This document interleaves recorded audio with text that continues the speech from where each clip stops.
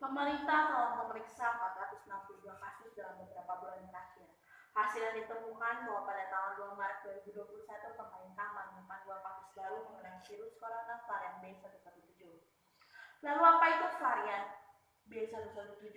Dokter spesialis penyakit dalam Lima Hospital Tangerang, Dr. Haryanto Utama SPPD menjelaskan bahwa COVID-19 varian B117 yang muncul di Indonesia adalah salah satu varian virus corona yang mengalami mutasi secara struktur. Sebagai informasi, B pada varian baru B117 mendekati British dan angka 117 merupakan kode jenis virus COVID-19 yang ada di Inggris. Penyebaran COVID-19 varian B117 ini memiliki tingkat transmisi yang lebih tinggi, yakni 70% dari COVID-19 yang belum termutasi. Karakteristik COVID-19 varian B117 ini lebih mudah menempel pada sel inang dan menginfeksinya dibandingkan COVID-19 yang belum termutasi. COVID-19 varian B117 sendiri tidak lebih berbeda, akan tetapi tingkat penyebarannya dapat dikatakan sangat tinggi. Menurut Pusat Pengendalian dan Pencegahan Penyakit Amerika Serikat, varian yang pertama kali diidentifikasi di Inggris ini menyebar lebih mudah dan cepat daripada varian lain. Varian B117 pertama kali terlihat pada September tahun lalu di Tenggara Inggris dan menyumbang seperempat kasus di London pada November tahun lalu. Pada Minggu 9 Desember 2020, varian baru virus corona ini bertanggung jawab atas 60% kasus di kota. Para ilmuwan di Inggris memperkirakan bahwa mutasi virus corona B117 dapat dikatakan 40-70% lebih menular berdasarkan analisis populasi yang terkena dampak di Inggris.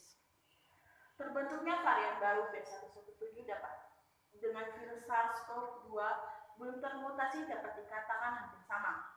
Virus menempelkan dirinya pada sel dalam tubuh manusia, terutama di bagian organ respiratori atau paru-paru.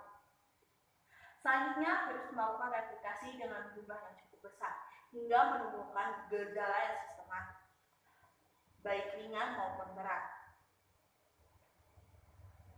Cara penyebaran dari varian B117 ini yaitu dengan menghirup percikan mudah dari pasien saat batuk atau bersin.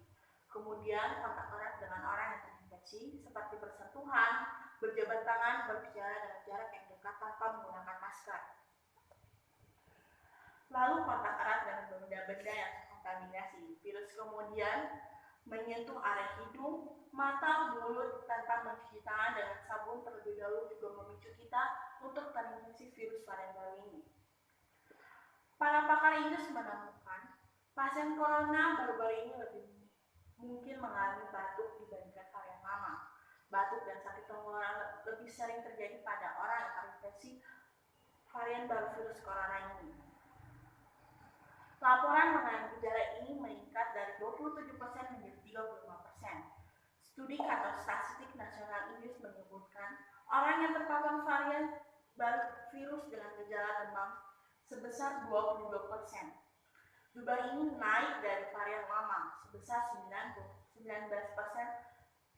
Kelelahan ekstrim menjadi salah satu gejala COVID-19 yang paling umum. Peneliti menemukan sebanyak 24 dari 177 pasien dalam penelitian menderita kelelahan dan yang berkepanjangan.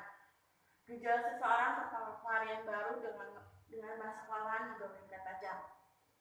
Penyebab utama nyeri otot dan nyeri tubuh yaitu myalgia yang disebabkan oleh virus yang menyerang serat otot dan lapisan jaringan penting.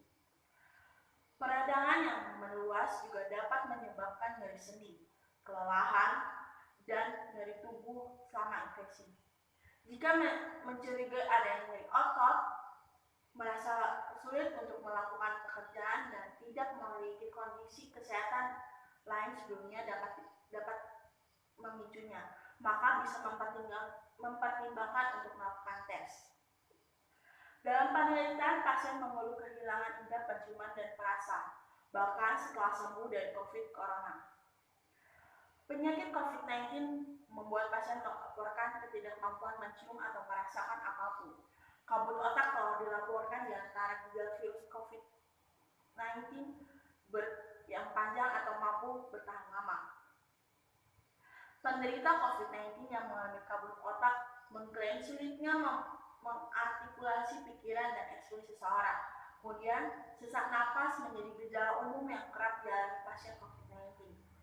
Gejala ini dapat muncul baik orang yang terinfeksi varian virus asli atau varian baru corona. Dan yang terakhir, dalam banyak kasus gejala neurologis terjadi infeksi dapat menimbulkan gejala seperti pusing, kelelahan, malaise, dan mual. Kendati demikian, sulit membedakan kelelahan atau pusing yang disebabkan oleh COVID-19 atau sesuatu yang lain. Sehingga satu-satunya cara mengatasi kelelahan bisa dilakukan dengan memberi tubuh perawatan dan istirahat yang tepat sesuai kebutuhan. Gejala yang timbul mirip ISPA atau infeksi saluran pernapasan akut. Namun, memang menurut para ahli, di Inggris beberapa pasien mengalami kondisi yang berat akibat gangguan pernapasan.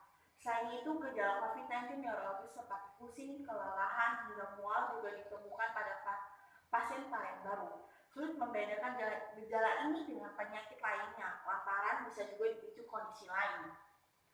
Meskipun lebih cepat menular, tapi pengobatan pasien yang terpapar COVID-19 varian baru B117 ini masih sama dengan COVID-19 yang belum termutasi. Jika pasien hanya bergejala ringan atau tanpa gejala, maka bisa dengan melakukan isolasi mandiri yang tepat, menjaga asupan nutrisi yang seimbang. Namun, apabila pasien mengalami gejala sedang atau berat, maka sebaiknya pasien memeriksakan diri ke fasilitas kesehatan agar mendapatkan terapi yang sesuai. Untuk menghindari dari infeksi COVID-19 varian baru ini, maka masyarakat diminta untuk tetap mematuhi protokol kesehatan. Selalu terapkan social distancing, gunakan masker, hindari kerumunan, rutin mencuci tangan, menjaga imunitas, ikut program vaksinasi COVID-19. Terdapat beberapa penelitian yang menunjukkan bahwa perubahan struktur virus corona pada varian B117 seperti yang ditemukan di Indonesia tidak terlalu signifikan dari COVID-19 yang belum termutasi, sehingga program vaksinasi COVID-19 masih cukup ampuh dalam menghilangkan penularan virus. Sekian pidato dari saya Melinda Sulistiani selaku perwakilan staf Satgas COVID-19 berterima kasih. Selamat malam.